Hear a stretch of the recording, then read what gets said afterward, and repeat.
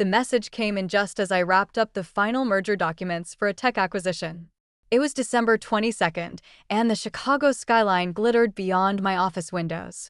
Harper, honey, about Christmas this year with your brother Mason bringing his new fiancée. She's a TV anchor, you know. We thought it might be best if you sat this one out. You understand, right? Love, Mom. I blinked at the text. Then I smiled, tight, amused, tired. After 15 years, nothing changed. Even with all I'd built, they still saw me as the odd one out. What Mom didn't know was that the freelance analyst she barely acknowledged was now Harper Lynn, CEO of Limbridge Strategies, the firm quietly steering some of the biggest business decisions across 3 continents. My assistant, Janelle, buzzed through the intercom.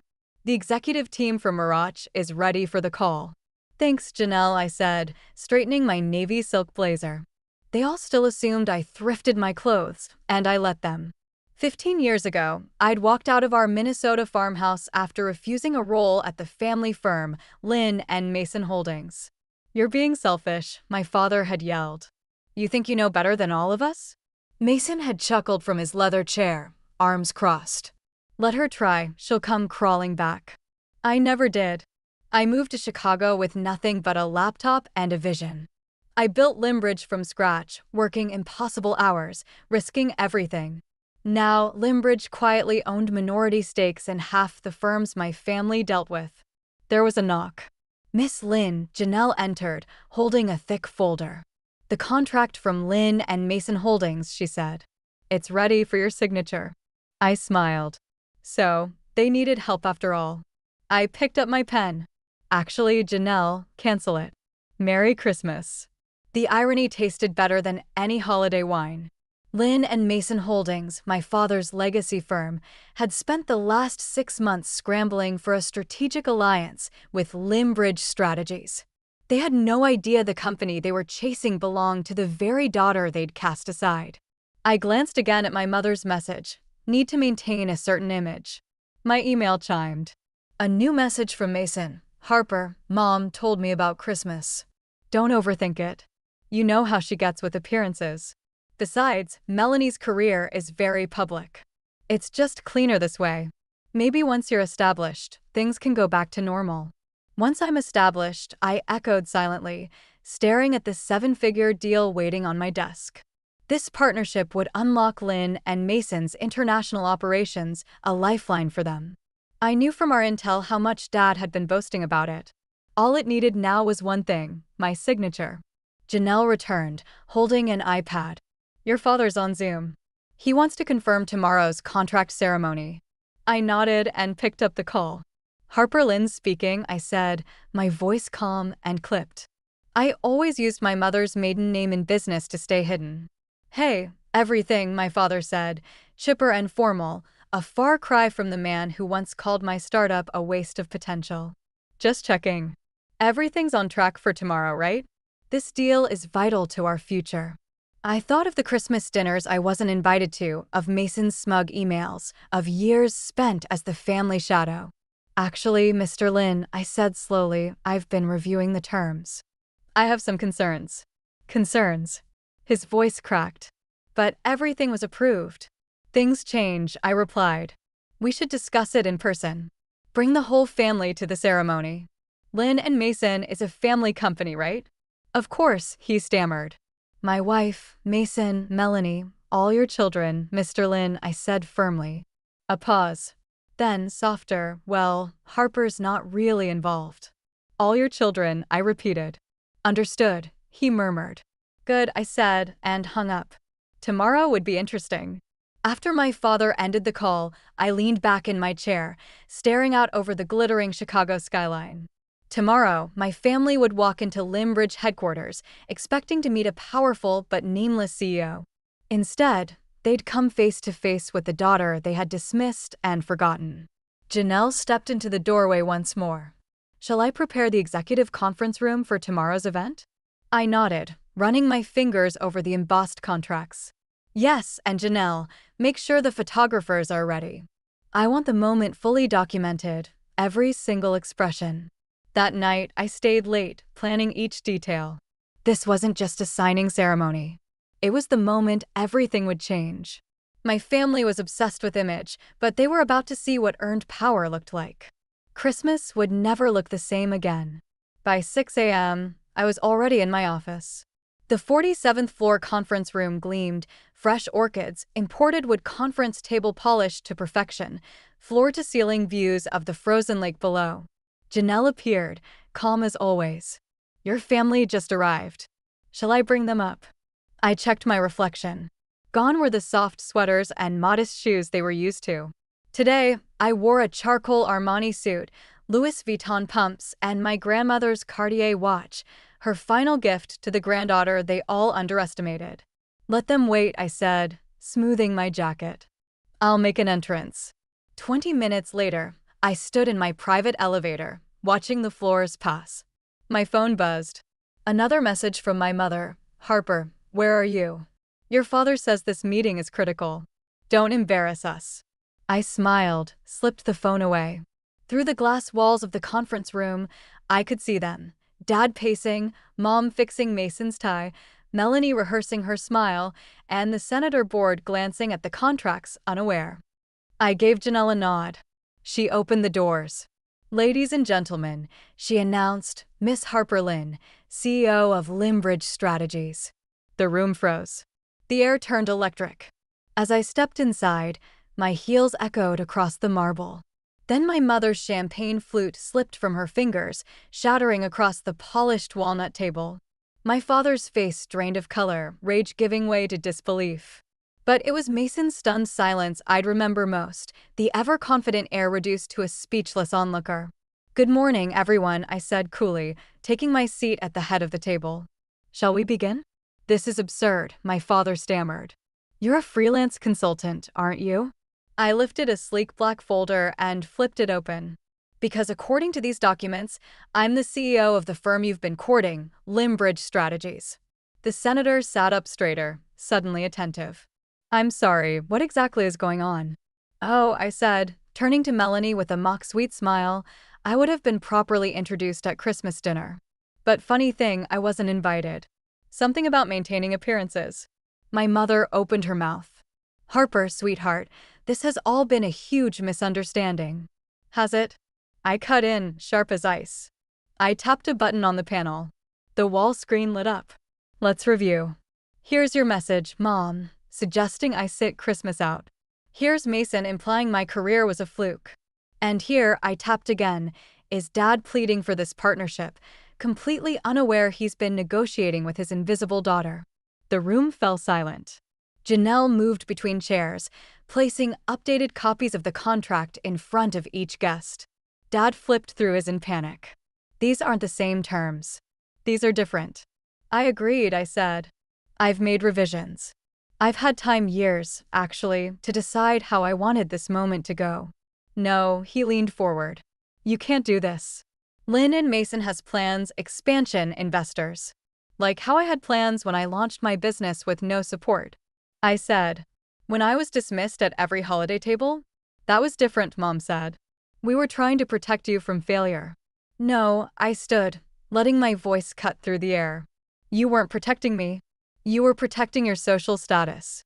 I gestured toward the city skyline beyond the glass. "Congratulations. Today, the world learns exactly who the Lynns are." I stood slowly, adjusting the cuff of my blazer. "The partnership is off," I said, voice calm and final. "Limbridge will be acquiring Mirach directly.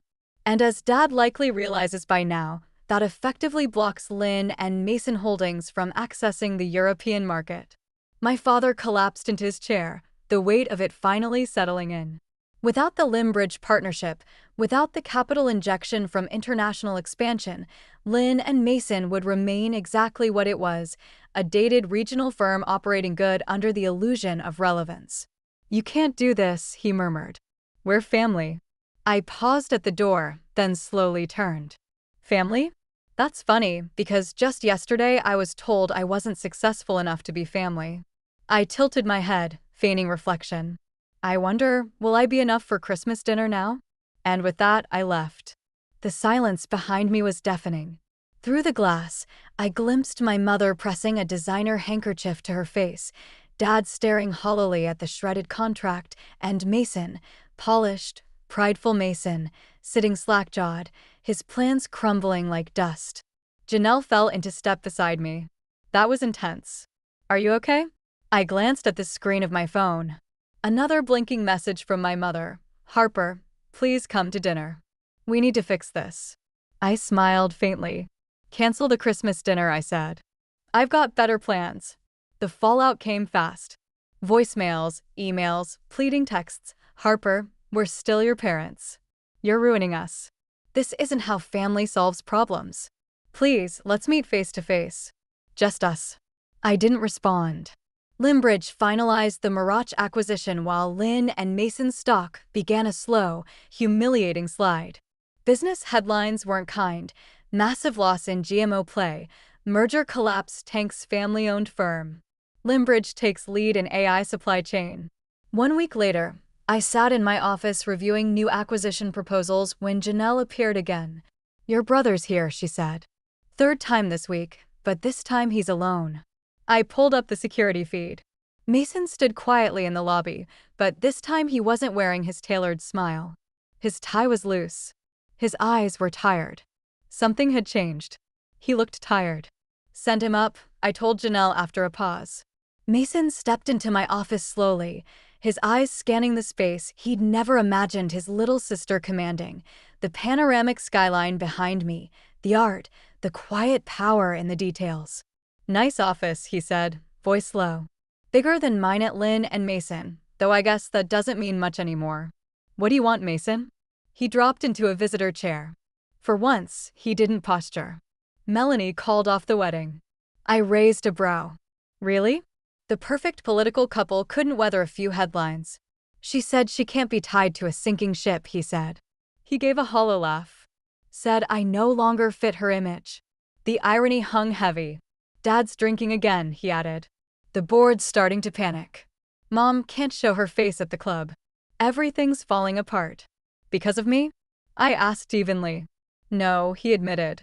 Because we built everything on appearances, just like my relationship. I nodded once. You all treated success like it had one look, and I never fit it. I deserved that, he said quietly. You deserved a lot more, I replied, my voice hardening. Do you know what it felt like watching you all celebrate each other's wins while pretending I didn't exist? Mom threw parties for your every promotion. She never even remembered what I did.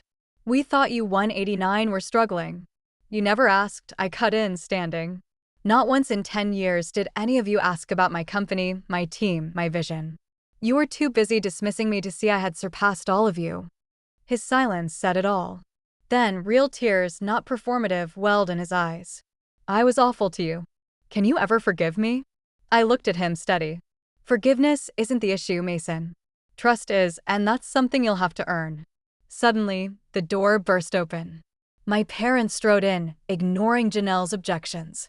Harper, my father snapped, though the usual thunder in his voice was gone.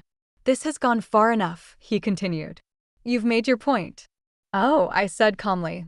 And what point would that be? You're successful, my mother said breathlessly. That we were wrong. We see you now, darling. So, please, stop punishing us. I laughed, a cold, hollow sound. Do you think this is about revenge? About proving I made it? I rose from my seat and walked to the window, staring out over the glittering skyline. No, this is about consequences. About finally making it clear that your choices, your judgment, your disregard, your arrogance have weight. We're your parents, my father said, his voice cracking. Everything we did, it was to protect you. I turned slowly to face them. No, everything you did was to protect your image. I gestured toward the headlines on my tablet. Well, congrats. That image is now shattered.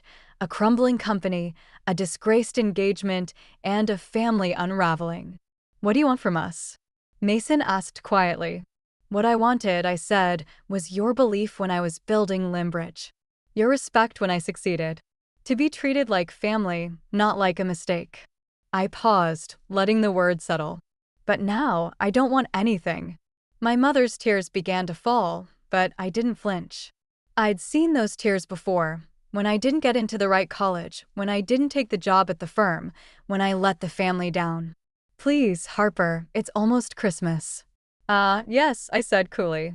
The Christmas dinner I was too much of a disappointment to attend. Tell me, do you still need to maintain appearances, or did that vanish when your golden boy got dumped? My father stepped forward. Just tell us. Board seats, equity, a public apology, name it. I shook my head. You still don't get it. I don't want what you have. Limbridge is worth 10 times what Lynn and Mason ever was. What I wanted, I said softly, was a family that valued me. Not for what I could do, but for who I am. I pressed the intercom. Janelle, please escort them out and update the security list. Harper, please, my mother whispered. We can fix this. No, Mom. You don't fix a decade of dismissal with a desperate apology. As the door closed behind them, I sat in silence, city lights flickering below. Then my phone buzzed. Heard what happened. Your grandmother would be proud. Christmas dinner at my place this year, Margaret. I smiled, a quiet warmth spreading through me as if a weight had finally lifted. Sometimes, family isn't defined by blood, but by those who believe in you when no one else does. The next morning, I gathered my executive team at Limbridge Strategies. It was time. We were launching our boldest move yet, a complete restructuring of the consulting landscape, starting with the acquisition of 3 mid-tier firms across the Midwest. Lynn and Mason Holdings wasn't on the list. As I stood before the board, laying out our strategy, I thought briefly of the Christmas dinner happening in my parents' home. The glossy table, the curated wine, the hollow toasts, all of it built to preserve a crumbling illusion. Meanwhile, I was building something real. A week later, Janelle placed a small package on my desk. Inside was my grandmother's old leather business card holder and a note from Margaret. She always said you'd outshine them all. Looks like she was right. I placed it on my desk, right beside my nameplate, a quiet reminder. Success isn't defined by those who show up when you've made it, but by those who stood by you when you were still rising. My family had wanted to preserve their image. Well, they got one, just not the one they expected. And me? I had the one I earned, respected, fulfilled, and completely free. So, when someone asked me later, "Do you ever miss your family?" I smiled, turned back to my desk, and said, "I have a company to run." Because that was worth more than any seat at their table. If you've ever been underestimated, cast aside, or told you weren't enough, this story is for you. I didn't build my life to prove them wrong. I built it to prove to myself that I was right to believe in the quiet fire inside me. If you felt something in my story, leave a comment. Tell me what you overcame. Or just say, I see you. Because I know how much that can mean. And if there's one thing I've learned, it's this: you don't need their seat at the table. Build your own. And one day, they'll wish they had a place.